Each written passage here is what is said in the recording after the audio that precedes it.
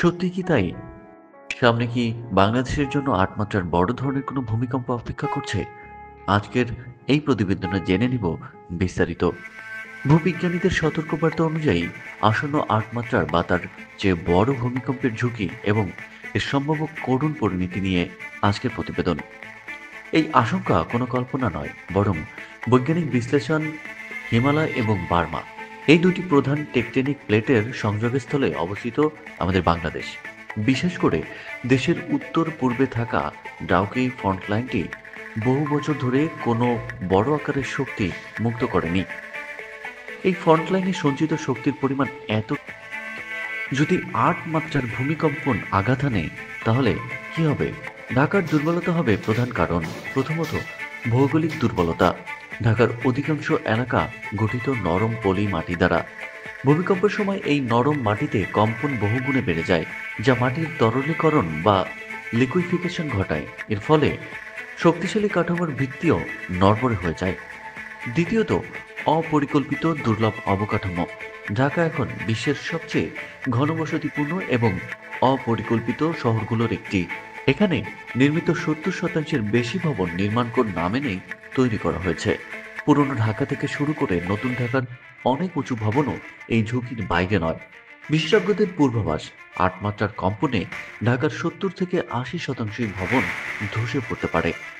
তবে কিছুক্ষণের জন্য যদি কল্পনা করি সেই ভয়ঙ্কর ভূমিকম্পের পরে কি হবে।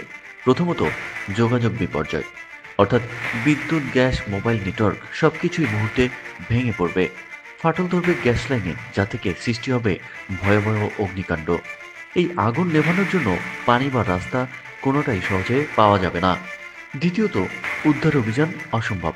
পুরান ঢাকার সরু গলি বা নতুন ঢাকার ঝিঞ্জি এলাকা, কোথাও ভারী যন্ত্রপাতি প্রবেশ করানোর সুযোগ থাকবে না। রাস্তাঘাট ধ্বংসস্তূপে বন্ধ হয়ে যাবে। বহু মানুষ ধ্বংসস্তূপের নিচে আটকা পড়বেন। আহতদের দ্রুত চিকিৎসার জন্য পর্যাপ্ত উন্মুক্ত স্থান বা হাসপাতাল বেড থাকবে না। লাখ লাখ মানুষের জীবন বাঁচানোর প্রচেষ্টা সেখানে এক অসহায় সংগ্রামে পরিণত হবে। তবে এত বড় ঝুঁকির পরেও আমাদের জাতীয় প্রস্তুতি কোথায়? দুর্ভাগ্যবশত উত্তর হলো তলানিতে। রাজুকের ইনভেস্টিগেশনে যে ভবনগুলো ঝুঁকিপূর্ণ চিহ্নিত হয়েছিল, সেগুলোর বিরুদ্ধে এখনো কোনো আইনি ব্যবস্থা নেওয়া হয়নি। প্রাতিষ্ঠানিক পর্যায়ে উদ্ধারকারী দল, ফায়ার সার্ভিস এবং সিভিল ডিফেন্সের প্রশিক্ষণ টিম সীমিত। জনসংখ্যা অনুযায়ী জরুরি সাড়াদানকারী বা ফাস্ট রেসপন্সের সংখ্যা খুবই কম। জনগণের মধ্যেও নেই তেমন সচেতনতা। জরুরি কিট, পারিবারিক পরিকল্পনা এসবের অনুশীলন নেই বললেই চলে। আমরা জানি দুর্যোগ আসবে, তবুও আমরা চোখ বন্ধ করে আছি। এটি সম্মিলিত রাষ্ট্রীয় ও প্রাতিষ্ঠানিক ব্যর্থতা।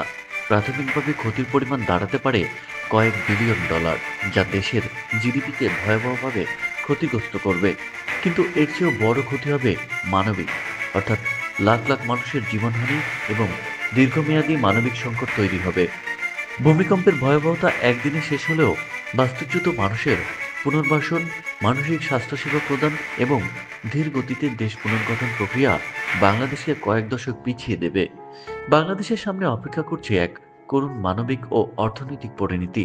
সুতরাং এখন আর প্রতীকী মহড়ার সময় নয়। প্রতিটি ঝুঁকিপূর্ণ ভবন চিহ্নিত করা, নির্মাণ কোড কঠোরভাবে অনুসরণ করা এবং প্রতিটি নাগরিককে ব্যক্তিগতভাবে প্রস্তুত করা, এই কাজগুলো এখনই শুরু না হলে আমাদের ভবিষ্যৎ সত্যি অন্ধকার।